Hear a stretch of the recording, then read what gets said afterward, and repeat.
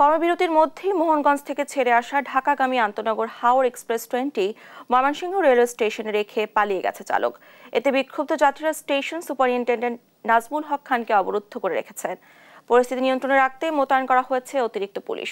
Mileage সুবিধা পুনর্বহাল না করায় সোমবার মধ্যরাত থেকে অনির্দিষ্টকালের জন্য কর্মবিরতির ডাক দেন বাংলাদেশ রেলওয়ে রানিং স্টাফ ঐক্য পরিষদ।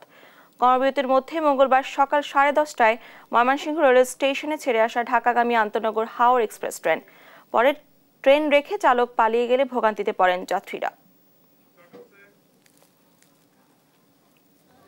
কালকে রাত 12টা বাজে আমরা টিকিট কাটছি। সেই টিকিট নিয়ে আমরা মোহনগঞ্জ যখন আসি, মোহনগঞ্জ আসার পর ঠিক আছে, ওইখান থেকে ঠিকই আপনার ট্রেনটা চলতেছে। ময়মনসিংহ আসার পর এখানে বলতেছে আর যাবে না। তো আমার কথা হচ্ছে যে কালকে থেকে যদি সমস্যা হয়, হ্যাঁ, আপনার সার্ভার তো ডাউন রাখার দরকার ছিল বা ওয়ার্নিং জানানোর দরকার ছিল যে এই ট্রেনটা ঢাকা যাবে না।